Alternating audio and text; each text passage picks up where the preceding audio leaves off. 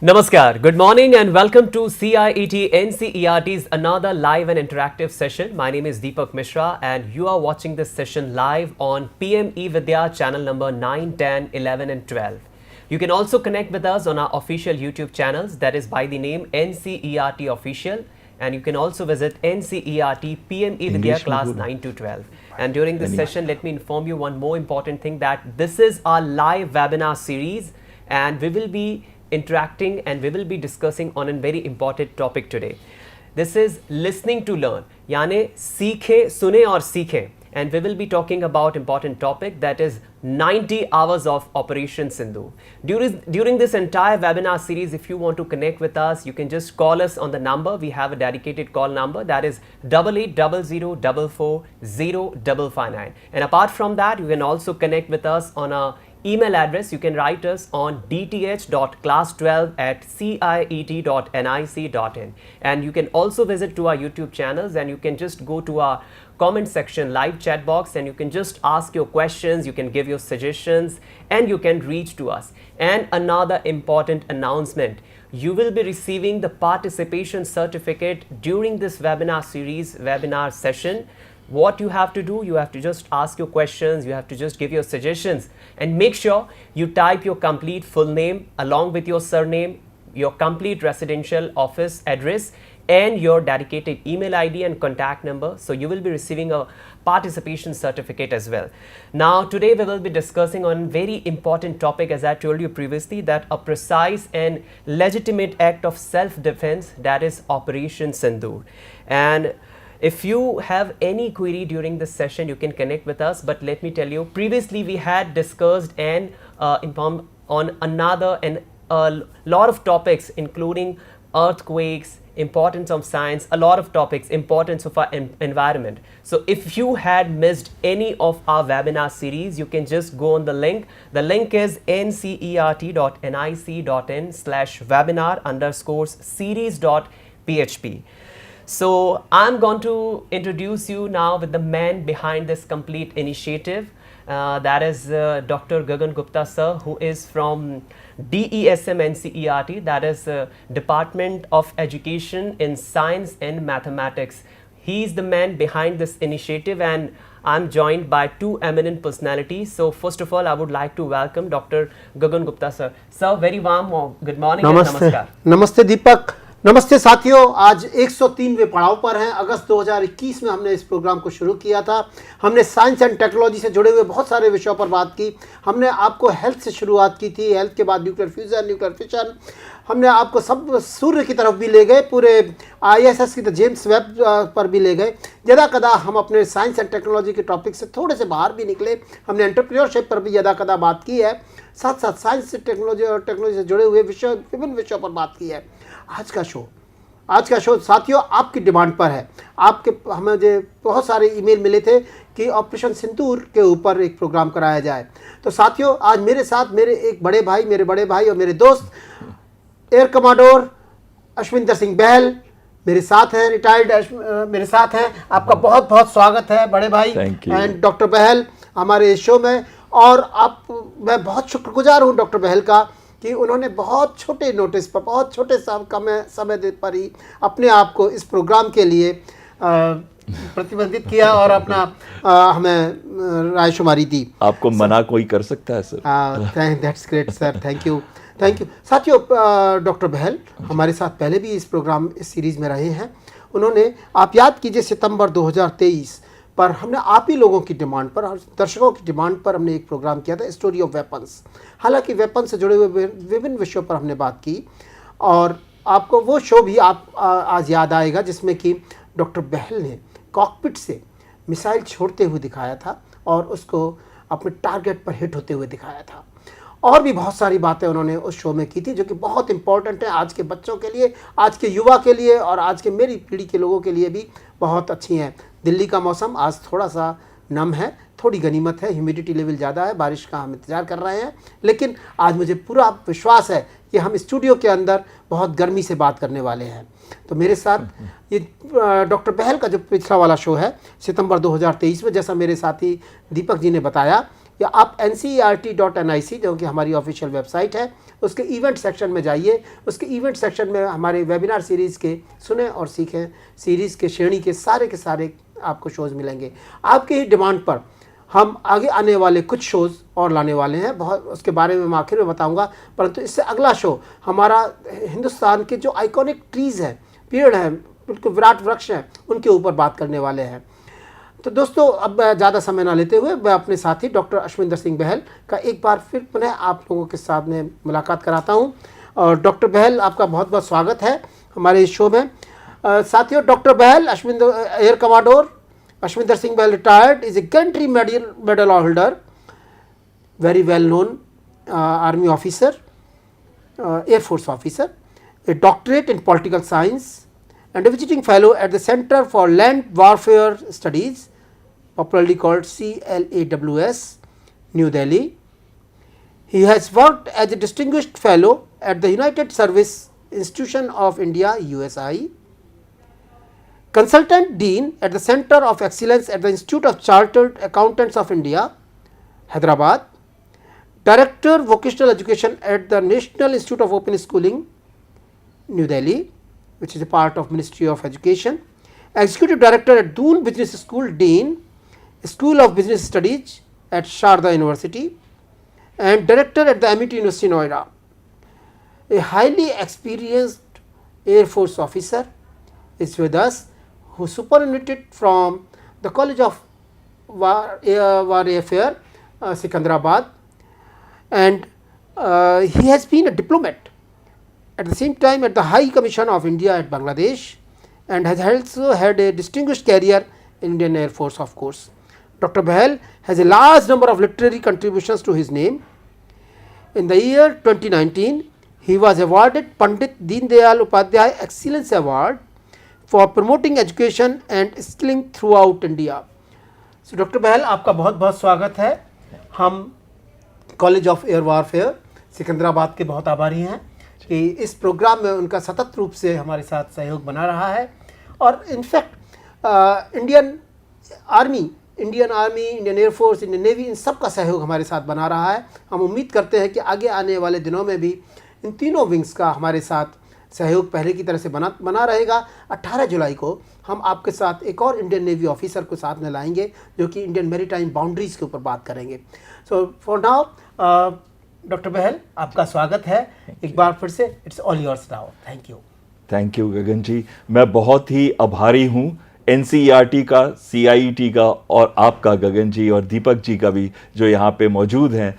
तो सभी का बहुत आभारी हूँ कि मुझे ऐसा मौका दिया कि मैं आप सबके साथ रूबरू हो सकूं और ऑपरेशनल सिंदूर के जो 90 घंटे का ऑपरेशन था उसके बारे में आपसे बातचीत कर सकूं, चर्चा कर सकूं और कुछ अहम मुद्दों पे आपका ध्यान लेके आ सकूं। मैं आपको अब लेके चलता हूं 22 अप्रैल 2025, एक दर्दनाक घटना जिसने पूरे देश को हिला के रख दिया था, जिसने हमारे अस्तित्व को, हमारे भारत के अस्तित्व को, उसकी सेकुलर फैब्रिक को हर्ट किया था, उसे बहुत ही बड़ी चोट पहुंचाई थी। और ये काम किया था कुछ आतंकियों ने जो कि 2 फॉरेन के थे, बाहर के थे, पाकिस्तान से आए थे, और बाकी 2 या 3 जो थे वो लोकल ओवरग्राउंड वर्कर्स थे जिन्होंने उनकी मदद की थी।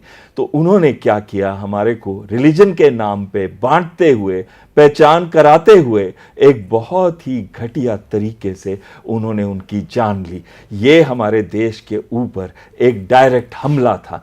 और मैं ये क्यों कह रहा हूं कि इसमें पाकिस्तान का हाथ था। आपको याद होगा कि उससे कुछ समय पहले पाकिस्तान के आर्मी चीफ जो कि जनरल आसिम मुनीर हैं, उन्होंने नॉन रेजिडेंट पाकिस्तानीज को इस्लामाबाद के अंदर एक चर्चा के दौरान उन्होंने ये बताया कि 2 जो हमारी 2 नेशन थ्योरी जिसके वजह से दोनों देश बटे थे। आपको याद होगा जब हमारा फ्रीडम स्ट्रगल चल रहा था तो ब्रिटिशर्स यहाँ थे, वो हमारे देश को बांटना चाहते थे और उसमें मदद की थी जिन्ना ने, जिन्होंने पाकिस्तान बनवाया था। तो वो 2 नेशन थ्योरी की उन्होंने याद दिलाई, हिंदू मुस्लिम का डिफरेंस बताया और ये भी बताया जो कि एक बहुत ही महत्वपूर्ण चीज़ थी कि कश्मीर उनका जुगुलर वेन है। कश्मीर उनका जुगुलर वेन है, यानी कि वो मुद्दा जो कश्मीर का इंटरनेशनलाइज करने के लिए उन्होंने वो बात उठाई। अगर हम लोगों ने उस समय ही समझ लिया था कि अब कुछ मेजर होने वाला है।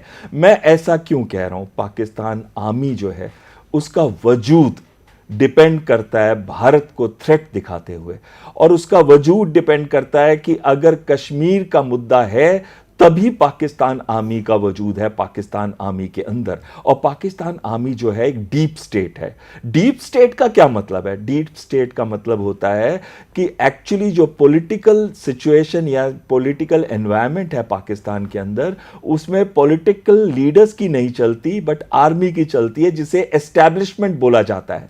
और वो आर्मी पूरे के पूरे पॉलिटिकल सिस्टम को कठपुतली की तरह नचाती है। यानी कि फॉरेन पॉलिसी हो, डिफेंस हो या उनकी इकोनॉमी के मेजर डिसीजंस हो, वो लेती है पाकिस्तान आर्मी और जनरल आसिम मुनीर और उनके ISI chief general Asim Malik. तो ये लोग हैं जो पूरे के पूरे सिस्टम को रन करते हैं, इसलिए उनको एस्टैब्लिशमेंट बोला जाता है। लेकिन जब वो भारत को थ्रेट दिखाते हैं तो क्या कन्वेंशनली वो भारत के आसपास भी कहीं आते हैं? पाकिस्तान आर्मी हो गई, एयरफोर्स हो गई, नेवी हो गई, वो हमारे सामने कुछ भी नहीं है। तो इसका क्या मतलब है? इसका ये मतलब है कि वो कोशिश करते हैं कि अगर भारत को नीचा करना है तो एक अलग सी फौज होनी चाहिए जो उनका फोर्स मल्टीप्लायर का काम करे, और वो फौज है उनके आतंकी, चाहे वो लश्कर तैयबा हो, हिजबुल मुजाहिदीन हो या जैश ए मोहम्मद हो। इनको उन्होंने पाला है, उनके साथ उनके क्लोज नेटवर्क है, उनके साथ दोस्ती है, पार्टीज में बुलाते हैं, उनको अपनी स्ट्रैटेजी बताते हैं, उनको उसी स्ट्रैटेजी के अंदर ब्लीड इंडिया थ्रू 1000 कट्स, यानी कि भारत को 1000 कट्स देते हुए कश्मीर भी हत्या लो और भारत का सर्वनाश कर दो। ये थिंकिंग है पाकिस्तान आर्मी की, पाकिस्तान आईएसआई की, और उसी के अंतर्गत ये पहलगांव हमला किया गया था। लेकिन यहीं पे आके मैं ये भी कहता हूं कि कहीं ना कहीं कुछ इंटेलिजेंस चूक जरूर हुई, जिसकी वजह से जिस एरिया में जो जा रहे थे टूरिस्ट, उसको भी उसी तरीके से गार्ड करना चाहिए था जैसे कि हम बाकी जगहों को गार्ड करते हैं कश्मीर के अंदर।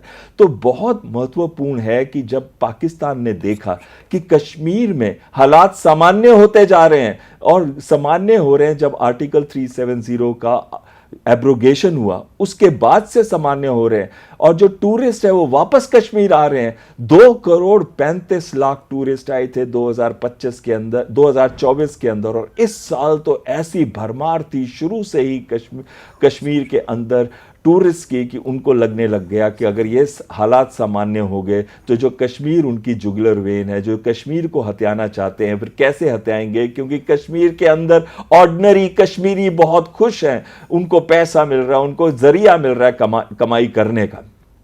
इसी वजह से पहलगांव हमला किया गया। अब पहलगांव हमला में भी आप देखिए, जिस दिन हमला हुआ उनका मेन एम पाकिस्तान आर्मी था कि एक बैकलैश हो, हिंदू मुस्लिम की डिवाइड हो पूरे देश के अंदर, और सब लोग जो है, जो हिंदूज हैं वो मुस्लिम्स के ऊपर अटैक करें, ताकि देश के एक अस्थिरता बने और अशांति बने, एक माहौल ऐसा अराजकता का बने कि लगे कि जो मुस्लिम है वो भारत के अंदर सेफ नहीं है। लेकिन भारत की जनता, आप सब लोगों ने इसको सफल नहीं होने दिया, हमारी गवर्नमेंट ने इसको सफल नहीं होने दिया। स्ट्रॉन्ग मेजर्स लिए गए, छुटपुट घटनाएं जरूर हुई, लेकिन कोई भी ऐसी मेजर घटना नहीं हुई जिसकी वजह से यह कहा जा सके कि हमारे देश में माइनॉरिटीज सेफ नहीं है। तो उसके बाद भारत को जरूर जवाब देना था। हमने कहा था ना कि हमने 90 घंटे की जर्नी को कैसे पूरे करेंगे, हम उसको 3 हिस्सों में पूरे करेंगे। क्यों जरूरी था जवाब देना, वो मैंने अभी आपको बताया। और उसके बाद क्या किया हमने, पहले क्या किया, और जो काइनेटिक एक्शन का मतलब होता है फोर्स का इस्तेमाल करना, बॉम्ब्स का इस्तेमाल करना, रॉकेट्स का इस्तेमाल करना, मिसाइल्स का इस्तेमाल करना। जो फोर्स हम इस्तेमाल करते हैं, चाहे ज़मीन से, चाहे हवा से, चाहे पानी से, वो वाली फोर्स को कहते हैं काइनेटिक एक्शन, जिसमें एक्शन होता है। तो उसका भी इस्तेमाल किया। और आखिरी चीज़ हम कहेंगे आगे के लिए हमारी स्ट्रैटेजी क्या है। तो अब चलते हम पहले एक्शन जो भारत ने लिए। भारत ने सबसे पहले पूरे विश्व को इसके बारे में बताया कि इसमें पाकिस्तान का हाथ है। अगर आपको याद हो, उस समय TRF, द रेजिस्टेंस फ्रंट ने सबसे पहले इसका श्रेय लिया था। लेकिन जब उन्होंने देखा कि भारत कितना सीरियस हो गया और बहुत बुरी तरह से उनके ऊपर हमला करेगा, तो कहीं ना कहीं उनको डर लग गया और वो पीछे हट गए। ये है आतंकी, पहले दिखाते हैं कि वो डरते नहीं, अभय है, और आके किस पे मार करते हैं? इनोसेंट्स पे मार करते हैं। और जब बोलते हैं कि हमने मारा और फिर देखते हैं कि हम उनके पीछे पड़ेंगे, तो सबसे पहले वो रास्ता छोड़ के कहते हैं हमने नहीं मारा, हमारा इसमें कोई रोल नहीं था। लेकिन क्योंकि उन्होंने एक्सेप्ट कर लिया था शुरू में ही, तो हम समझ गए थे कि उन्हीं का मेजर रोल है। उसमें 2 पाकिस्तान से आए हुए टेररिस्ट भी थे। और साथ में हमने ये भी देखा कि इनका जो फ्रंट, ये तो फ्रंट है, इसका असली रिलेशनशिप है लश्कर तैयबा के साथ। और लश्कर तैयबा का हेडक्वार्टर्स है मुरीदके में, और उसका जो सरंगना है वो है हाफिज सईद, जिसके ऊपर $10 मिलियन का यूएस ने अवार्ड रखा है उसके सिर का या उसके पकड़ने का, और जो कि ग्लोबल टेररिस्ट गिना जाता है। और लश्कर तैयबा को ग्लोबल टेररिस्ट ऑर्गेनाइजेशन की तरफ देखा जाता है यूएन सिक्योरिटी काउंसिल में। तो सभी जगह पे ये क्लियर हो गया था कि यह आतंकी संगठन है, ग्लोबल टेररिस्ट संगठन है, और इसका रोल है। और यहां तक भी यूएन सिक्योरिटी काउंसिल में रेजोल्यूशन लिया गया कि हम जो भी टेररिस्ट थे, जो परपेचुएटर्स थे, जो ऑर्गेनाइजर्स थे, जो फाइनेंसियर्स थे और जो सपोर्टर्स थे, उनका उसके ऊपर भारत जरूर एक्शन ले और पूरी की पूरी जस्टिस करे। और यही भारत ने किया। सबसे पहले हमने एक्शन लिया जो legitimate act of self defence था, बहुत ही प्रिसाइज था। वो क्या था? हमने इंडस वाटर ट्रीटी को सस्पेंड कर दिया। इंडस वाटर ट्रीटी क्या है? इंडस वाटर ट्रीटी 1960 में हुई थी भारत और पाकिस्तान के साथ, और मध्यस्थता की थी वर्ल्ड बैंक ने। और इस ट्रीटी में यह कहा गया था कि सर्टेन अमाउंट ऑफ वाटर जो है वो फ्री फ्लो होके जाएगा पाकिस्तान के अंदर। वो 3 नदियों से जाएगा, इंडस, जिसे सिंधु नदी भी कहते हैं, चेनाब और झेलम। और इंडस के ऊपर, यानी कि सिंधु पे तो कोई भी मेजर हाइड्रोइलेक्ट्रिक प्रोजेक्ट नहीं है, लेकिन तीन हाइड्रोइलेक्ट्रिक प्रोजेक्ट है चेनाब के ऊपर और झेलम के ऊपर। ये 3 प्रोजेक्ट क्या है? चाहे वो सलाल डैम बनाया है हमने, चाहे वो रैटल जो अभी कंप्लीट नहीं हुआ, और जो तीसरा है वो बागलीहार है। ये कहाँ पे है? ये वाला जो प्रोजेक्ट है ये चेनाब नदी के ऊपर है। अब रैटल को हम पूरा करेंगे क्योंकि हमने इसको सस्पेंड किया था इस ट्रीटी को। तो उसके बाद पाकिस्तान जो इसको बनने में मदद नहीं कर रहा था, या बनने के लिए प्रॉब्लम्स क्रिएट कर रहा था, प्रतिबंध लगा रहा था, तो अब पाकिस्तान, क्योंकि ट्रीटी सस्पेंड है, हम रैटल डैम को अगले साल या अगले से अगले साल के अंदर बना देंगे पूरा का पूरा। फिर दूसरी नदी आती है जो कि एक्चुअली तीसरी नदी है, वो झेलम, क्योंकि पहली तो हमने सिंधु की बात की, उस पर कोई भी मेजर प्रोजेक्ट नहीं है। ये वाली झेलम पे भी 3 मेन है, यूरी 1, यूरी 2, और साथ में एक मेजर प्रोजेक्ट है तुलबुल का। तुलबुल प्रोजेक्ट क्या है? तुलबुल है वोलार बैराज प्रोजेक्ट, यानी कि वोलार लेक, जो कि नेचुरल फ्रेश लेक है, पूरी फ्रेश वाटर की लेक है। ये भारत के अंदर सबसे बड़ी फ्रेश वाटर लेक है। 160 से लेके 179 स्क्वायर किलोमीटर लंबी और चौड़ी ये स्क्वायर एरिया में, अगर स्क्वायर किलोमीटर एरिया में देखा जाए तो ये वो वाली ये लेक है। और इस लेक पे जो डैम बनाया जाएगा या हाइड्रोइलेक्ट्रिक प्रोजेक्ट बनाया जाएगा, उसको कहेंगे वोलार बैराज या फिर तुलबुल प्रोजेक्ट। और इसकी एनटीपीसी ने फिजिबिलिटी स्टडी अभी कर ली है। और साथ में क्या है कि इसमें से फ्लड एंड वाटर कंट्रोल भी होगा, और 3 लाख स्क्वायर फुट एकरिएज का इतना बड़ा ये प्रोजेक्ट होगा। अब पाकिस्तान इसको बनने नहीं दे रहा था। 1987 से हम कोशिश कर रहे थे तो वो नहीं दे रहा था, पर अब क्योंकि सस्पेंड हो गया है इंडस वाटर ट्रीटी, तो अब इसको बनाएंगे। हमने 2-3 एक्शन किए हैं इंडस वाटर ट्रीटी के ऊपर। सबसे पहला वो एक्शन किया है कि डीसिल्टेशन, यानी कि जो उसमें गंद पड़ गया था, जो उसमें सिल्ट आ गई थी, रेत आ गई थी, उसको रिमूव किया। इससे भी हमारे जो प्रोजेक्ट्स थे उसका पानी का स्तर वहां पे बढ़ गया। और दूसरा हमने किया कि हम इन डैम्स को फिर से स्टार्ट कर रहे हैं, हाइड्रोइलेक्ट्रिक प्रोजेक्ट्स को, जो कि run of the river projects हैं, इनको फिर से स्टार्ट कर रहे हैं। अब ये आप देखिए, इस पिक्चर के अंदर भी आपने देखा झेलम जो है नॉर्थ ईस्ट से होती हुई जो पाकिस्तान का पंजाब एरिया है उसमें आती है। उसके बाद आती है, देखिए चेनाब, और सॉरी पहले देखिए इंडस सिंधु रिवर जो आती है नॉर्थ ईस्ट से पाकिस्तान के पंजाब में, फिर दूसरी आती है झेलम, फिर तीसरी आती है चेनाब। और ये तीनों रिवर आती हैं और मिल जाती हैं इंडस के साथ, दूसरी भी रवि और सतलुज भी मिल जाती है, और ब्यास तो पहले ही सतलुज से मिल जाती है। तो ये 5-6 नदियां जो हैं इंडस के साथ मिलने के बाद ये एक नदी बन जाती है, और ये है चोलिस्तान डेजर्ट। ये तो लोअर पंजाब हो गया पाकिस्तान का, जो कि बहुत ही फर्टाइल लैंड है और 25% जीडीपी देता है पाकिस्तान को। ये एग्रीकल्चरल एरिया भी है। और यहाँ से जब वो चोलिस्तान डेजर्ट में जाती है, ये देखिए राजस्थान है हमारा इसके सामने, इसमें जाती है तो फिर सिंध जो प्रोविंस है पाकिस्तान के अंदर, स्टेट है, उसको एंटर करती है। अब क्या हो गया है, क्योंकि हमने पानी का जो दबाव है उधर, अब हमें ज़रूरत नहीं है कि हम पूरा का पूरा जो पानी पहले देते थे अब दें। हमको जो अपने अंदर भी इस्तेमाल करने के लिए अगर पानी निकाले तो इस रिवर का, जो इंडस रिवर का पानी है, वो कम हो जाएगा। पहले से ही सिंध में बहुत प्रॉब्लम थी कि ज़्यादातर पंजाब ले लेता था ज़्यादातर पानी। अब देखिए सब की सब 6 नदियाँ जो हैं पंजाब से जाती है, पाकिस्तान पंजाब की बात कर रहा हूँ मैं यहाँ, और जो 25% जीडीपी देता है पाकिस्तान को। तो अब सिंध को जो पहले से ही कम पानी मिलता था, अब क्योंकि और कम हो जाएगा पानी का फ्लो, तो ये सिंध के एरिया में ऑलरेडी राइट्स शुरू हो गए हैं। और ये जो राइट्स हो रहे हैं, ये पंजाब जो उनका है, पाकिस्तान पंजाब के खिलाफ हैं, उनकी आर्मी के खिलाफ हैं, क्योंकि उन्होंने ही ये सारी प्रॉब्लम क्रिएट की है। और इंडस वाटर ट्रीटी की बड़ी अच्छी चीज़ अब होती थी पहले, जो कि थी कि हम उनको डेटा देते थे, बताते थे कब पानी कम करेंगे, कब ज़्यादा करेंगे। याद है जब शुरू में बारिश हुई तो हमने सलाल और उरी डैम खोल दिया था। उससे क्या हुआ, पाकिस्तान के पंजाब में पूरे के पूरे फ्लड्स आ गए।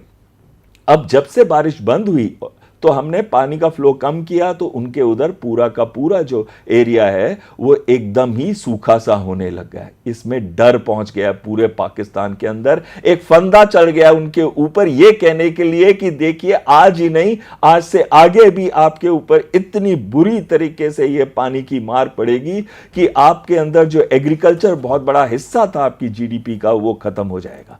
तो ये एक हमारा है, क्योंकि ये ट्रस्ट, कोऑपरेशन और फ्रेंडशिप पे थी ट्रीटी। अगर ट्रस्ट ही नहीं, अगर आप हमारी पीठ के पीछे चाकू मारेंगे, हमारे इनोसेंट लोगों को मारेंगे, हमारे टूरिस्ट को मारेंगे, रिलीजन बेस पे हिंदू कहते हुए हमारे अस्तित्व को खराब करेंगे, तो हम आपको नहीं छोड़ेंगे। और इसके बाद हमने रिप्रेजेंटेशन लेवल भी कम कर दिया। एम्बेसीज के अंदर 55 से 30 उनके आर्मी ऑफिसर्स को भेज दिया, हमारे आर्मी ऑफिसर्स को वापस बुला लिया, उनकी जो स्पाई एजेंसी के लोग थे उनको वापस भेज दिया, उनके सार्क वीजास कैंसिल कर दिए। और जितने भारत में आए थे पाकिस्तानी, वीजा, मेडिकल वीज़ा भी लेके उनको भी वीज़ा रिवोक करके उनको वापस पाकिस्तान भेज दिया। लेकिन इसमें जो ऑर्डिनरी पाकिस्तानी है उस बेचारे को बहुत मार पड़ी, क्योंकि जो भारत के अंदर अच्छी मेडिकल सुविधा और सस्ती मेडिकल सुविधा है वो उनको कहीं और नहीं मिलती और इस कीमत पे नहीं मिलती। तो ये मेजर प्रॉब्लम जो आवाम को हुई है पाकिस्तान के, अब वो भी आर्मी के ऊपर प्रेशर बनाएंगे कि आगे से ऐसा कुछ मत करिए। लेकिन अब एक क्विक काइनेटिक एक्शन में आने से पहले एक क्विक डिस्कशन करते हैं। जो भारतीय वायुसेना है वो पाकिस्तानी वायुसेना के मुकाबले में कैसी है। हमारी डबल से ऊपर स्ट्रेंथ है, हम 1,40,000 के करीब है स्ट्रेंथ हमारे भारतीय वायुसेना की, उनकी 65,000 है। हमारे पास 513 कॉम्बैट एयरक्राफ्ट है, उनके पास 328 हैं। हमारे कॉम्बैट एयरक्राफ्ट से जो उनके हैं वो है JF-17 जो कि 150 के करीब हैं। और ये JF-17 जो 150 के करीब, इसमें सिर्फ 50 एडवांस्ड है ब्लॉक 3 वाले, जिसमें कि PL-15, आपको याद होगा एयर टू एयर मिसाइल की बात चल रही थी। जैसे ये युद्ध शुरू होने वाला था, उस युद्ध के अंदर उन्होंने क्या किया, चीन ने इनको long range, beyond visual range air to air missile दी, जिसका नाम PL-15 है, जो विश्व में काफी लंबी दूरी की मिसाइल गिनी जाती है। 200 से 300 किलोमीटर रेंज है, ताकि पाकिस्तान के अंदर रहते हुए भी वो भारतीय फाइटर्स को शूट कर सके। उसको JF-17 और साथ ही में J-10 एयरक्राफ्ट पे मॉडिफाई किया गया उसी दौरान। और लेकिन तब भी मैं कहूं तो पाकिस्तान एयरफोर्स में JF-17 जो कि ब्लॉक 3 के सिर्फ 50 जहाज है, F-16 में से 22 हैं सिर्फ उनके C&D जो एडवांस्ड वर्जन है, बाकी A and B है जो पुराने हैं। मिराज 3 पुराने हैं, मिराज 5 पुराने हैं, J-10 उनका लेटेस्ट जहाज है चीन का, लेकिन चीनी मटीरियल है, क्या चलेगा, कितना चलेगा, क्या सर्विसिबिलिटी होगी, इसको आप खुद ही अंदाज़ा लगा सकते हैं। लेकिन J-10 उनका लेटेस्ट जहाज है, जिसपे भी PL-15 जो एयर टू एयर मिसाइल है, हवा से हवा में मार करने वाली मिसाइल, उसका इस पे भी इंटीग्रेशन किया गया। फिर F-7PG तो बहुत ही पुराने जहाज हैं। उसके हिसाब से भारतीय वायुसेना जो 1.5 गुना बड़ी है, लेकिन क्योंकि उसके लो ऑब्जर्वेबल जहाज हैं, जैसे कि रफाल के 2 स्क्वाड्रन हैं। लो ऑब्जर्वेबल का क्या मतलब है? नॉर्मली क्या होता है, स्टेल्थ कहते हैं हम उन जहाज़ों को जिनका रेडार का सिग्नेचर नहीं दिखता। ज़्यादा रेडार के ऊपर आता नहीं, बहुत क्लोज आते हैं तब पकड़े जाते हैं रेडार पे। लेकिन लो ऑब्जर्वेबल जो होते हैं वो नॉर्मल जहाज़ के सिग्नेचर से और स्टेल्थ के बीच में आते हैं, और ज़्यादा दूरी से नहीं लेकिन कम दूरी से वो भी पकड़े जाते हैं। तो कहीं ना कहीं लो ऑब्जर्वेशन एक बेटर जहाज़ होता है JF-17 से, J-10 से, F-16 से। तो रफाल एक, और जो उस पर वेपन सिस्टम्स लोडेड हैं, चाहे वो SCALP air to ground missile, आपने उसका नाम भी सुना होगा, मैं आगे भी बात करूंगा। इसकी रेंज 300 से 550 किलोमीटर है। भारत में रहते हुए इसको हम कहीं भी पाकिस्तान के अंदर टारगेट के ऊपर अटैक कर सकते हैं। एयर टू एयर मिसाइल भी उसकी बड़ी अच्छी है, उसकी भी रेंज 200 किलोमीटर के पास है, मिट्योर। और इसी तरीके से हमारे 13 स्क्वाड्रन है Su-30 MKI के, लाइट कॉम्बैट एयरक्राफ्ट के 2 स्क्वाड्रन है, मिराज 2000 के 3 है, MiG-29 के 3 है, और जैगुआर के 6 स्क्वाड्रन है। हमने ये सारे जहाज़ों में से कई जहाज़ों का इस्तेमाल किया भारत के अंदर रहते ही।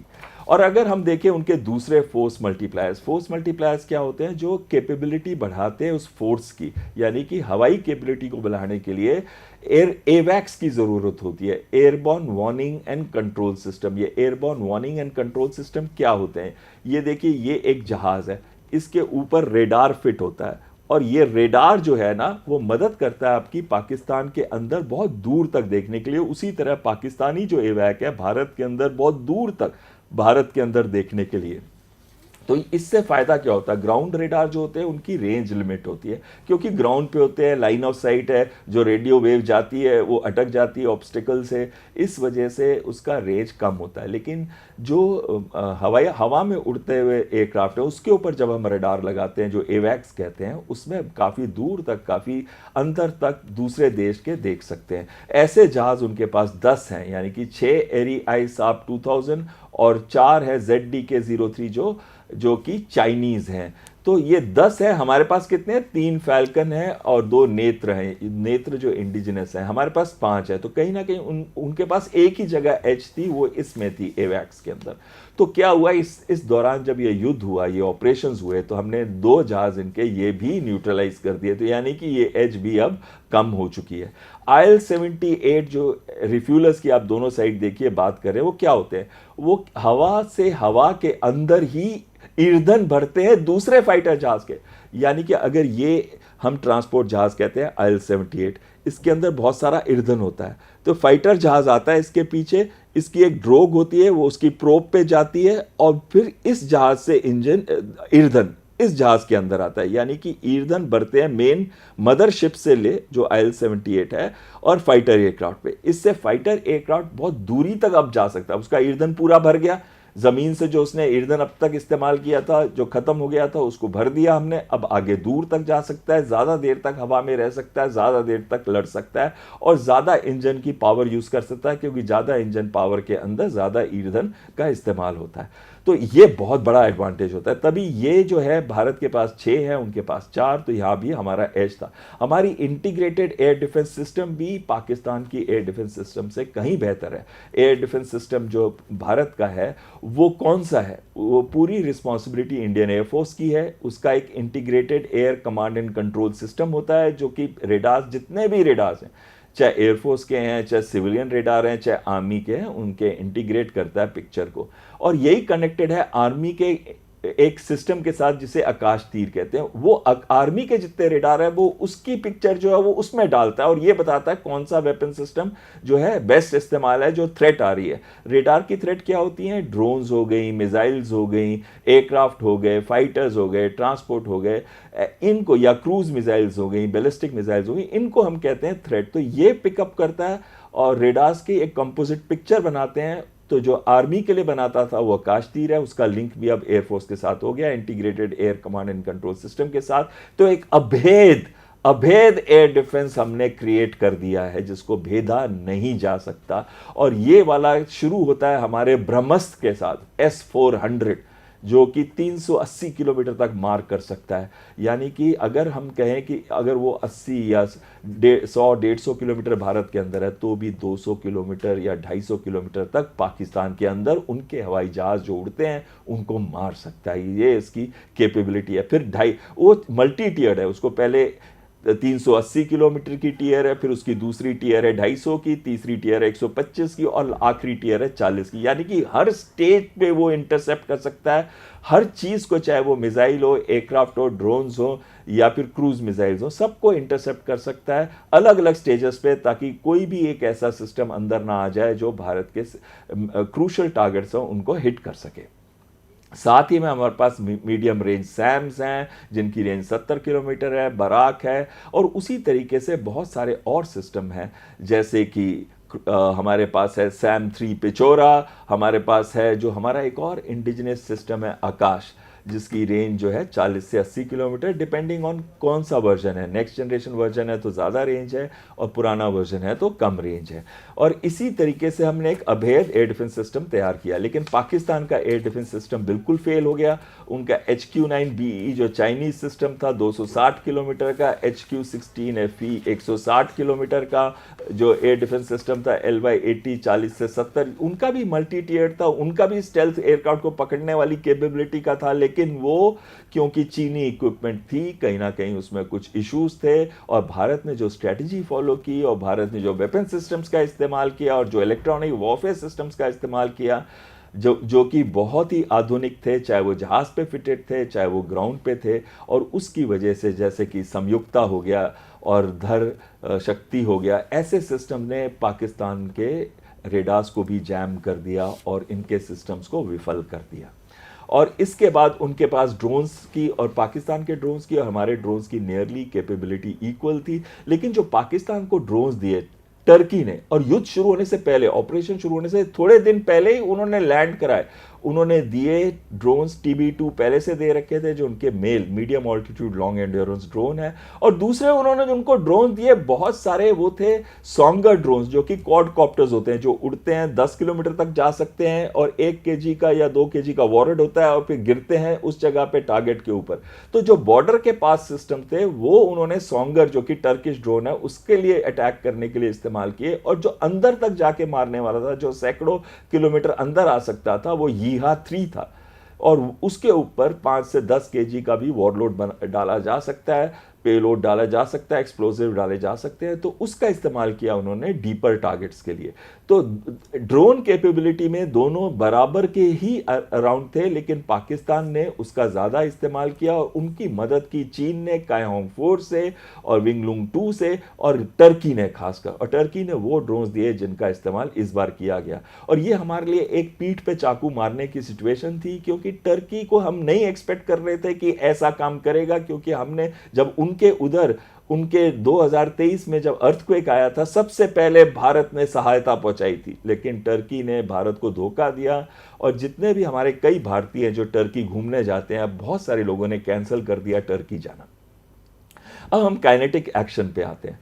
तो भारत ने अपना समय लिया, 2 हफ्ते लिए ये डिसाइड करने के लिए कि हम क्या एक्शन लें। हमने डिसाइड किया कि हम एक ऐसा एक्शन लेंगे, जैसे कि हमारे प्रधानमंत्री कह रहे, जो कभी सोच भी नहीं सकते थे, और उनके आतंकियों को एक क्लियर मैसेज देगा, एक क्लियर डेमोन्स्ट्रेशन देगा कि आगे आप कभी भी आतंकवाद का रास्ता ना अपनाएं।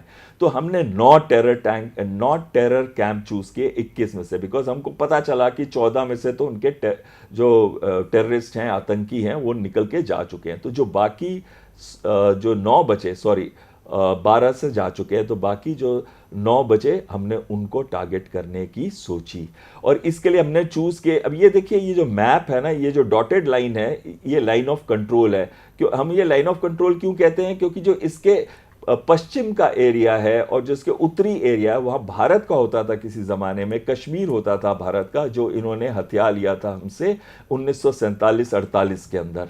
तो ये वाले एरिया के लिए हम लाइन ऑफ कंट्रोल कहते हैं, और बाकी एरिया जो होता है वो इंटरनेशनल बॉर्डर कहते हैं, क्योंकि वहाँ पे तो जो पहले से डिसाइडेड है वो बाउंड्री है।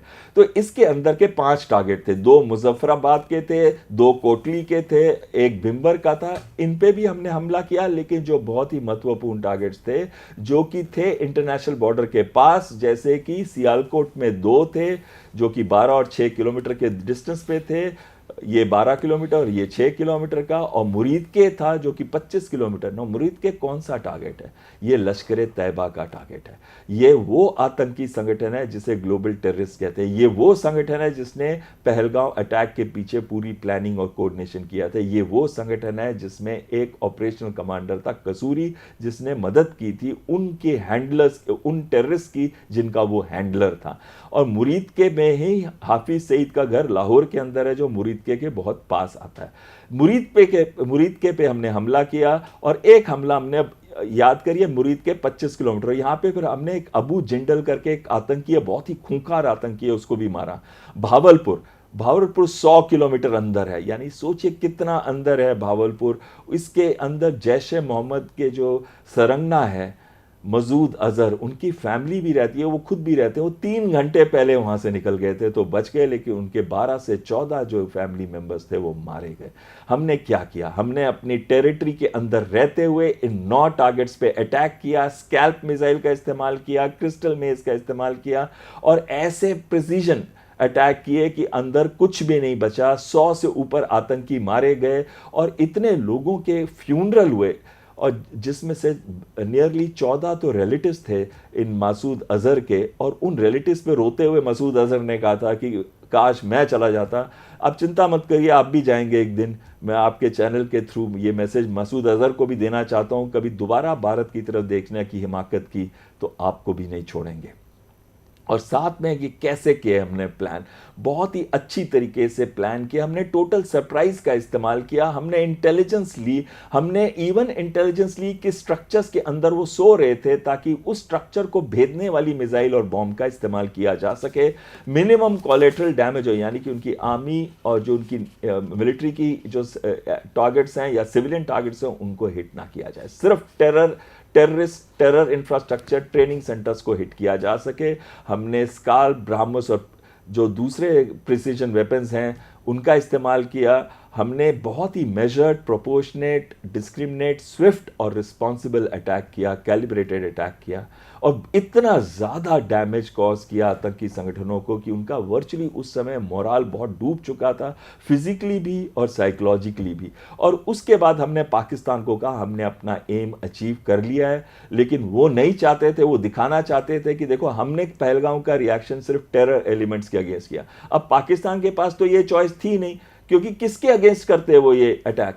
तो इस वजह से उन्होंने क्या किया, उन्होंने अपने ड्रोन्स भेज के हमारे जो भी टारगेट सिस्टम्स थे, चाहे वो लद्दाख से थे लेके भुज तक थे, या फिर श्रीनगर से लेके पूरा का पूरा कच्छ तक थे, 36 पहले दिन, दूसरे दिन 26 टारगेट्स, और उसमें कई एयरफील्ड्स भी थी। श्रीनगर थी, जम्मू, पठानकोट, आदमपुर, जलंधर, और आदमपुर बिल्कुल जलंधर के पास है, अमृतसर, और सिरसा आपको याद होगा, जैसलमेर, उत्तरले जो यहाँ पे आते हैं, जैसलमेर और उत्तरले, और भुज और नलिया, इनको टारगेट करने की कोशिश की अपने ड्रोन्स और मिसाइल्स। फाता 2 जिसकी 450 से 450 किलोमीटर रेंज है, अब्दाली, उसको याद होगा आपको, कुछ बच्चे उठा के उनकी मिसाइलें और उनके PL-15 को उठा के दिखाने की कोशिश कर रहे थे। हमारे इंटीग्रेटेड एयर डिफेंस सिस्टम ने उनके 90% प्लस ड्रोन्स, मिसाइल्स को तबाह बर्बाद कर दिया, और उनका हार्डली कोई डैमेज हमारे देश के अंदर हुआ। और उसके बाद जब उन्होंने हमारे मिलिट्री सिस्टम्स को टारगेट किया तो हमने उनके मिलिट्री सिस्टम्स को टारगेट किया। हमने उनके 11 से 12 एयर बेसेस को टारगेट किया, 6 रेडार्स को टारगेट किया, जो रेडार्स उनके की थे, जिसे हम suppression of enemy air defence कहते हैं। यानी कि पहले हम एयर डिफेंस को सप्रेस करते हैं, उसके बाद हमने उनके एयरफील्ड्स को अटैक और एयर बेसेस को अटैक किया। कौन से रेडार्स थे? वो लाहौर का था, पसरूर का था, गुजरांवाला का था, चुनियान का था, और वो सक्कर का था, और आरिफ वाला का था। ये जो रेडार्स है, ये देखिए यहाँ पे जो रेडार्स का सिस्टम था उनका पूरा का पूरा हमने तबाह और बर्बाद कर दिया। फिर हमने अटैक किया उनकी एयर बेसेस के ऊपर, 8, 9, 9, 10 को ये एक्शंस हुए। उनको हमने हिट किया नूर खान, जो कि चकलाला भी कहते हैं, बिल्कुल उनके ऑपरेशनल कॉम्प्लेक्स को हिट किया, उनके एक C-1 C-130 ट्रांसपोर्ट एयरक्राफ्ट साथ में था, उसको हिट किया। और वो बिल्कुल पास में है पाकिस्तान आर्मी, नेवी और एयर हेडक्वार्टर्स के, वो बिल्कुल साथ में है वहाँ पे। और पॉलिटिकल हेडक्वार्टर्स इस्लामाबाद के 10 किलोमीटर सिर्फ दूर है। और साथ में ही स्ट्रेटेजिक प्लान डिवीजन, जो उनकी मेजर आर्म फोर्सेस की डिवीजन है, जो प्लान करती है पूरे ऑपरेशन, जिसके अंदर न्यूक्लियर कमांड अथॉरिटी है, जो डिसाइड करती है कि न्यूक्लियर वेपन का इस्तेमाल। आपको याद होगा जैसे ही ऑपरेशन शुरू हुए, पाकिस्तान शुरू हो गया बोलना, हम तो बम, न्यूक्लियर बम छोड़ देंगे, हम तो न्यूक्लियर बम छोड़ देंगे। वो रोते हुए सारे देशों के पास गए, उनको पता था उनको हम डेसिमेट कर देंगे, उनका बुरा हाल कर देंगे। तो बातचीत ही ऐसे कर रहे थे कि हम न्यूक्लियर बम फोड़ देंगे, हम न्यूक्लियर बम फोड़ देंगे। हम उससे डरे नहीं। हमने क्या किया, उनकी न्यूक्लियर कमांड अथॉरिटी के पास बॉम्ब गिराए। मुरीद, जो कि उनका UCAV का यानी कि unmanned combat aerial vehicles, drones का बेस था, उसको हिट किया हमने। सरगोदा को हिट किया, जो कि किराना हिल्स के बिल्कुल पास में, उसके रनवे को खत्म किया, जो 2 उसके क्रॉस रनवे थे और एक मेन रनवे था, उसको हिट किया। और ये इतना पास था किराना हिल्स के, 15 से 20 किलोमीटर दूर सिर्फ, कि उसके अंदर लोगों को डर लग गया। पाकिस्तान के जो न्यूक्लियर वेपन जो किराना हिल्स में छुपे हुए टनल्स के अंदर, कहीं उनको तो डैमेज नहीं आया। और आपको याद होगा अमेरिकन जहाज भी आए, बोरॉन लेके आए कि अगर कोई भी रेडिएशन होगी तो उसको सप्रेस कर दिया जाए। इतना डर गए पाकिस्तानी। रफीकी को अटैक किया, रहीम यार खान को तो तबाह और बर्बाद कर दिया, सक्कर को अटैक किया, उसके जो हैंगर्स है उनको अटैक किया जहां UAVs थे, रेडार को अटैक किया, जगोवाबाद को अटैक किया जिसके अंदर उनके भी UAVs थे या दूसरे वेपन सिस्टम जहाज थे, JF-17 थे, चाहे वो F-16 थे। भोलारी को अटैक किया, भोलारी के एक हैंगर के अंदर उनका एवैक्स एयरक्राफ्ट था, उसको बर्बाद कर दिया, तबाह बर्बाद कर दिया। और साथ में हमने उनके कुछ बेचारे टेक्नीशियन काम कर रहे थे, 4-5, और एक अफसर था, शायद स्क्वाड लीडर था, वो काम कर रहा था, उस बेचारे की भी डेथ हो गई। इसके अंदर हमने लोगों को टारगेट नहीं किया, हमने उनके वेपन सिस्टम्स और इक्विपमेंट को टारगेट, हमने उनके कई जहाज मार गिराए। F-16 2 थे ग्राउंड पे ही, उसको डैमेज कर दिया। उनके मिराज 3, मिराज 5 जो थे, उनमें से एक मिराज 5 और F-7P को हिट किया हमने, उनके एवैक्स को हिट किया। और इतना बुरा डैमेज हुआ, 6 के करीब फाइटर एयरक्राफ्ट, 2 के करीब उनके एवैक्स और 1 के करीब ट्रांसपोर्ट एयरक्राफ्ट को हिट किया। ये देखिए इस पिक्चर के अंदर कितने सारे टारगेट्स है, पाकिस्तान का कोई एरिया हमने नहीं छोड़ा। यहाँ तक कि ऐसा उनको सबक सिखाया कि घुटने टेक दिए उन्होंने 90 घंटे के अंदर, और गए रोते हुए सऊदी अरेबिया के पास, US के पास, कि प्लीज ये इस लड़ाई को बंद करिए, भारत से मार करानी बंद करिए, और भारत को बोलिए हमसे बातचीत करे। भारत ने कहा अब हम बात तो नहीं करेंगे, लेकिन हमने कहा कि हमें अगर पाकिस्तान का DGMO, director general military operation, जो मिलिट्री की प्लानिंग करता है, अगर वो हमको हमारे DGMO, director general military operation को रिंग करता है, तो 10 तारीख को 5 बजे उसने रिंग करके कहा कि प्लीज अपने अटैक्स को रोकिए, और हम जो शांति के पथ पे हमेशा रहते हैं, हमने वो अटैक्स रोक दिए। और हम इसलिए भी रोकना चाहते हैं कि हमने तो अपना एम पहले दिन ही अचीव कर लिया था उनके आतंकी हेडक्वार्टर्स को अटैक करके। तो हमारा एम ये नहीं है कि पाकिस्तान की आवाम को तकलीफ हो, हमारा एम था कि उनको ये समझ आ जाए कि आतंकी हमला करेंगे तो उसका रिस्पॉन्स बहुत क्लियर होगा। Pakistan air defence system fail हो गया, हमारा बहुत ही अच्छा रहा, आप लोगों को कोई भी तकलीफ नहीं हुई। और याद है जब आप सिविल डिफेंस मेजर कर रहे थे, तभी हमने हमला कर दिया था इनके टेरर अटैक्स पे। उन्होंने बोला था कि न्यूक्लियर बम गिरा देंगे, हमने बता दिया आपका ब्लफ है ये। एडी सिस्टम जो उनके थे, जो सोचते थे बहुत अच्छे हैं, वो भी दिखा दिया कि चीन के एडी सिस्टम्स हमारे सामने कुछ नहीं है। वो लोग कहते थे PL-15 बहुत बड़ी मिसाइल, हमारे बच्चे उठा के घूम रहे थे उस मिसाइल को, वो ज़मीन पे गिरी हुई मिली थी हमको। पोटेंसी जो उनकी मिसाइल्स और UAVs का एक जो डर था, सारी दुनिया को दिखाते थे, हमने देख लिया वो डर, हमने वो मिसाइल्स को हवा में ही शूट डाउन कर दिया। और हमने ये बता दिया जो सबसे उनका एक पैथ होता था, इनडिस्ट्रक्टिबल फोर्स, जिसे बहुत बड़ी बात कहते थे, हमने दिखा दिया कि वो हमारे सामने, इंडियन एयरफोर्स के सामने, भारतीय वायुसेना के सामने कुछ भी नहीं है। आज क्या हो रहा है और हमारी फ्यूचर स्ट्रेटजी क्या है? हमारे जो प्रधानमंत्री है उन्होंने क्लियरली बता दिया कि हम इंडस वाटर ट्रीटी सस्पेंड रहेगी। पाकिस्तान को कभी पता नहीं होगा कि उनके फ्लड्स आ रहे हैं, कि उनका सूखा पड़ रहा है, और उनके गले में ये हमेशा एक रहेगी चेन जो बताती रहेगी कि अपना रास्ता सुधार के रखोगे, अगर दोस्ती करोगे, इकोनॉमिक कोऑपरेशन करोगे तो ठीक है, नहीं तो हम पानी भी रोक देंगे। जहाँ खून बहता है वहाँ पानी नहीं बह सकता। हमने बता दिया कि आगे कभी भी एक्ट ऑफ टेररिज्म करेंगे उसे हम एक्ट ऑफ वॉर गिनेंगे। ऑफ सिंदूर जो होगा हमारी फ्यूचर स्ट्रेटजी होगी, कोई डिस्क्रिमिनेट नहीं करेंगे हम मिलिट्री टारगेट में और टेरर टारगेट्स में। हम कहेंगे दोनों एक जैसे ही, मिली भगत है दोनों की। जहाँ पे टेरर होगा वहाँ टॉक्स नहीं होगी, जहाँ टेरर होगा वहाँ ट्रेड नहीं होगी। ये युग जो है युद्ध का नहीं है, पर ये टेररिज्म का भी नहीं है। और हम अपनी नई कैपेबिलिटी ड्रोन्स और जो 5th जनरेशन फाइटर खरीद रहा है पाकिस्तान, उसको डेवलप करने में मेहनत करेंगे और बढ़ाएंगे। हम अलर्ट रहेंगे, हम अपनी इंटेलिजेंस गैदर करते रहेंगे और हम ये दिखा देंगे कि अगर आगे से पाकिस्तान, जैसे कि हमारे प्रधानमंत्री ने कहा, अगर आप गोली भेजेंगे तो हम गोला छोड़ेंगे यहाँ से। और हम अपनी कैपेबिलिटी को बढ़ा रहे हैं। हमारी इंडियन एयरफोर्स में अभी बहुत जल्दी ही 5th जनरेशन फाइटर Su-57 जैसे या एमका जैसे एडवांस मीडियम कॉम्बैट एयरक्राफ्ट आने वाले हैं। इसके साथ मैं अपनी वाणी को विराम देता हूँ। मैं चाहता हूं कि आप ये याद रखिए, भारतीय वायुसेना, भारतीय सेना, भारतीय नौसेना आपके हित के लिए है। आप सो सकें आराम से, इसलिए हम लोग हमेशा जागते रहते हैं, हमेशा अलर्ट रहते हैं। जय हिंद, जय Bharat. Thank you very much, बहुत बहुत धन्यवाद डॉक्टर बहल। हम लोग तो आपके इस फ्लो में बह रहे थे। अब कुछ आपने तड़क भड़क बातें की। इस तड़क भड़क में सबसे पहले आपने बच्चों के साथ बात की, जब उनकी मिसाइल्स लेके बच्चे घूम रहे थे। तो is there any possibility that the kind of weapons which we got from them, let us say as a gift, which could not explode at all, so and those are basically Chinese, बिल्कुल, largely Chinese हैं, तो हम उसकी technology को back calculate कर सकते हैं क्या वहाँ पर? बिल्कुल, रिवर्स इंजीनियरिंग कर सकते हैं। हम ये देख सकते हैं कि वो टेक्नोलॉजी में क्या क्या कंपोनेंट्स हैं, उनका क्या रोल है, वो क्या फंक्शन प्ले करते हैं, और मिसाइल की एक्चुअल कैपेबिलिटी क्या है, और जो वो बताते हैं और जो वो दर्शा रही है उससे कितनी भिन्न है या कितनी उसके बराबर की आती है। हम ही नहीं, हमारे को तो अमेरिका ने भी कहा है, हमारे को तो दूसरे देशों ने भी कहा है कि आप ये हमें दीजिए मिसाइल, हम भी देखें कि इसके अंदर है क्या, क्योंकि सबसे बड़ा कॉम्पिटिटर आज अमेरिका का है तो वो चीन है। That's great.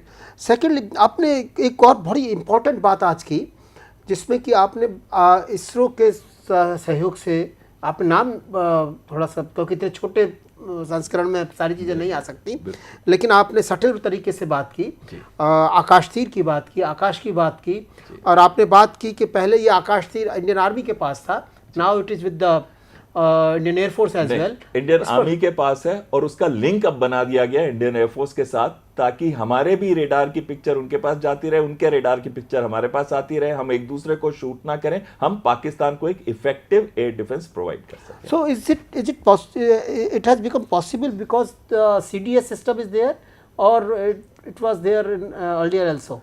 देखिए, चीफ ऑफ डिफेंस स्टाफ की ज़रूरत बहुत ज़रूरी था, क्योंकि हम चाहते थे कि जो भी हम अपनी प्रोक्योरमेंट करें वो इंटीग्रेटेड तरीके से करें। ऐसे ना हो कि हम भी ड्रोन खरीद रहे हैं, आर्मी वाले भी उसी कंपनी से अलग रेट पे, एयरफोर्स वाले भी खरीद रहे हो अलग रेट पे, नेवी वाले भी खरीद रहे हो अलग रेट पे। अब देखिए, प्रोक्योरमेंट जो हमने ली, जैसे प्रीडेटर ड्रोन की अभी ली हमने, 31 ले रहे हैं US से, तो अब उसमें से 8 एयरफोर्स के, 8 आर्मी के और 15 जो है वो नेवी के हैं। और ये सब एक ही, नेवी के लिए थोड़ा स्पेशल करना पड़ता है, आर्मी और एयरफोर्स के जो ड्रोन्स है वो काफ़ी सिमिलर है। अब इनकी मेंटेनेंस देखिए कितनी आसान होगी, और ये हमने एक ही प्राइस पे खरीदे हैं। यानी कि अब हमारा जो प्रोक्योरमेंट सिस्टम है वो इंटीग्रेटेड होता जा रहा है, हम कॉमन सिस्टम्स भी कर रहे हैं और इंटीग्रेशन बढ़ा रहे हैं तीनों सर्विसेज के अंदर। इस वजह से CDS का, चीफ ऑफ डिफेंस स्टाफ, होना बहुत ही ज़रूरी था। That's important. You talked about आकाश तीर, आपने आकाश तीर की, आकाश की बात की। थोड़ी सी बात S-400 के बारे में भी बताइए। S-400 से पहले आपने एक बड़ी अच्छी बात कही थी इसरो के लिए। मैं ये कहना चाहता हूँ, इसरो एक बहुत महत्वपूर्ण रोल प्ले करता है। मैं आपके माध्यम से और आपके जो NCERT उसके माध्यम से सभी भारतवासियों को, जो 140 करोड़ भारतवासी जिनकी ब्लेसिंग्स की वजह से आज ग्रुप कैप्टन शुक्ला स्पेस के अंदर, इंटरनेशनल स्पेस स्टेशन के अंदर आपसे बातचीत कर रहे हैं, वहाँ रह रहे हैं, एक्सपेरिमेंट कर रहे हैं भारत के लिए, और भारत का जो तिरंगा है वो वहाँ पे लहरा रहे हैं। तो ये एक बहुत ही बड़ा गोल हमने अचीव किया है, और ये इसरो की मदद से नहीं हो सकता था। इसरो की 52 सैटेलाइट्स हैं जो कि इस समय हवा में उड़ रही हैं, जो हमें मदद देती है, चाहे कम्युनिकेशंस में हो, चाहे स्पाइंग में हो, इंटेलिजेंस गैदरिंग में हो, या फिर वो नेविगेशन में हो। हमारी 7 सैटेलाइट्स तो नेविगेशन 1C सिस्टम से, और उसमें से 22 लो अर्थ ऑर्बिट्स में हैं, 9 के करीब सिर्फ मिलिट्री के लिए हैं। और जो इसरो एक इम्पॉर्टेंट रोल प्ले करता है हमारे देश के स्पेस की जो जर्नी है, हमने एंटी सैटेलाइट सिस्टम्स भी जो डेवलप किए हैं वो इसरो की मदद से किए हैं। आपको याद होगा 2000 2019 के अंदर हमारे प्रधानमंत्री ने जब ग्रीन झंडी दी तो हमने एंटी सैटेलाइट वेपन का इस्तेमाल करते हुए एक सैटेलाइट को तबाह किया था। और अब मैं आता हूं S-400 के अंदर, जो प्रश्न आपने पूछा, ये एक ब्रह्मास्त्र की तरह है।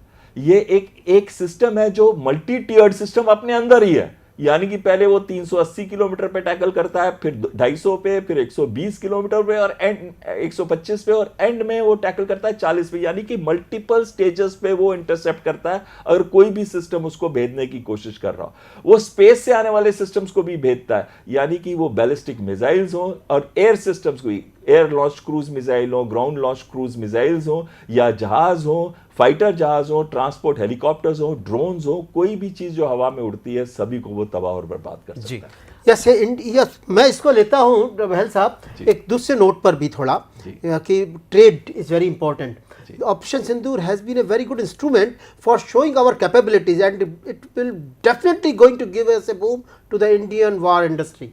बहुत ही अच्छी बात करी आपने। The ordnance factories, etc. Before we say, sir, we have got a very important question from a child. Sir, क्योंकि आपने बहुत ब्यूटीफुली, बहुत खूबसूरती से एक्सप्लेन किया है, एक इम्पॉर्टेंट सवाल जो might be our new learners would be expecting that ये डिफरेंशिएट आप सर बता पाएँ। एक वर्ड हम बहुत सुनते हैं, squadron, and we also do listen oftenly brigade. So sir, इसे आप कैसे आसान भाषा में समझाएंगे? Squadron and one is regiment and brigade. देखिए, स्क्वाड्रन जो होता है वो इंडियन एयरफोर्स में fighter planes, fighter transport aircraft या हेलीकॉप्टर यूनिट्स को स्क्वाड्रन बोला जाता है। आर्मी में ज़्यादातर उनको रेजिमेंट या बटालियंस बोला जाता है, लेकिन स्क्वाड्रन भी होता है आर्मी के अंदर, वो होता है टैंक्स का सिर्फ।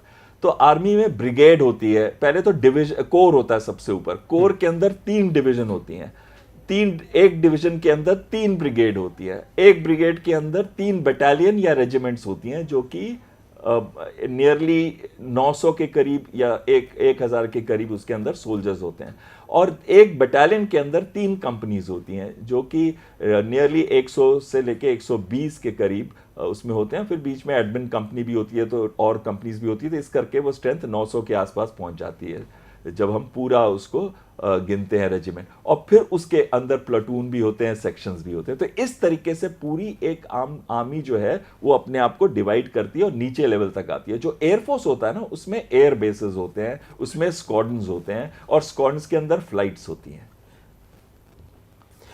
That's great. We are having a long question. एक बहुत झटके से, बहुत टाइम मेरे को प्रेशर है, लेकिन एक सवाल मैं जरूर पूछूंगा। Ballistic missiles and cruise missiles, उनमें फर्क क्या है? आई नो दैट सर, लेकिन मैं चाहता हूं कि आप बताएं। बैलिस्टिक मिसाइल वो होती है जो स्पेस में जाती है, यानी कि पहले उसका लॉन्च फेज होता है, फिर वो स्पेस में जाती है तो क्रूज फेज होता है, फिर उसका टर्मिनल फेज होता है जिसमें वो वापस अपनी एयर एनवायरनमेंट को एंटर करती है। तो लॉन्च फेज जो है वो एयर में रहती है, फिर स्पेस में जाती है, स्पेस में रहती है क्रूज फेज, और फिर एंडो एटमॉस्फेरिक फिर हो जाती है जब वो टर्मिनल फेज में आती है। लेकिन जो एयर लॉन्च या ग्राउंड लॉन्च क्रूज मिसाइल होती हैं वो हवा के एनवायरनमेंट में ही रहती हैं, वो स्पेस में नहीं जाती, और वो ज्यादातर जमीन के बहुत पास सरफेस टू सरफेस मिसाइल। हाँ, वो ज्यादातर जमीन के पास उड़ती हैं, और उनकी एक्यूरेसी भी बहुत अच्छी होती है। और अब तो खैर हमारी जो ब्रह्मोस है वो क्रूज मिसाइल है जिसकी स्पीड 2.9 माक है, अब बढ़ा के हम उसको हाइपरसोनिक बनाने की कोशिश कर रहे हैं। ग्रेट, आपने ब्रह्मोस का नाम लिया। साथियों, हम बहुत जल्दी ही ब्रह्मोस पर भी एक सेशन करने वाले हैं जिसमें DRDO के वैज्ञानिक हमारे साथ होंगे। बहुत जल्दी, अगले महीने या उससे अगले महीने में हम बहुत जल्दी करने वाले हैं। साथियों, time is running out. Sir, मैं चाहूँगा क्विकली आप बता दीजिए नेक्स्ट वीक अब क्या स्पेशल रहेगा हमारे व्यूअर्स, लर्नर्स के लिए। दोस्तों, आप लोगों की डिमांड पर, और हमें बहुत आप लोगों से मदद मिलती है, आप लोग अपने विषय हमें बताते हैं, अपने सुझाव देते हैं। उन्हीं सुझाव के आज का सेशन था वो आपके सुझाव पर ही था। और एक और सेशन जिसके लिए कि हमें बहुत पहले से सुझाव मिल रहे हैं वो था कि पेड़ों के बारे में बात की जाए, हिंदुस्तान में जो पेड़ हैं उनके बारे में बात की जाए।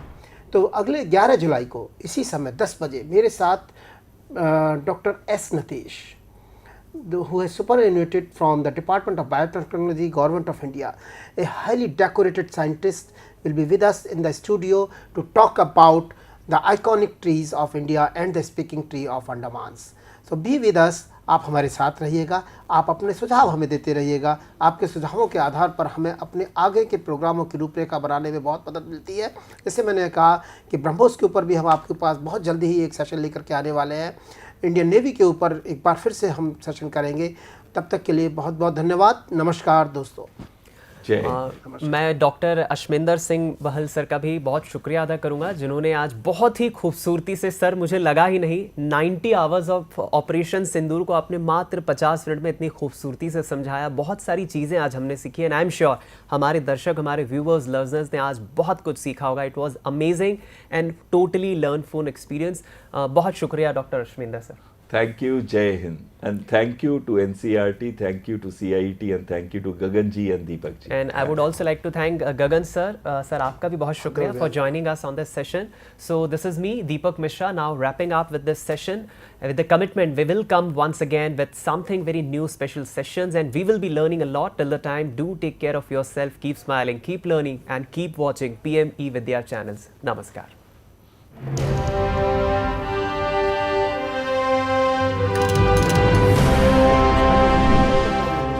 सर ये टेक्निकल टीम आई है।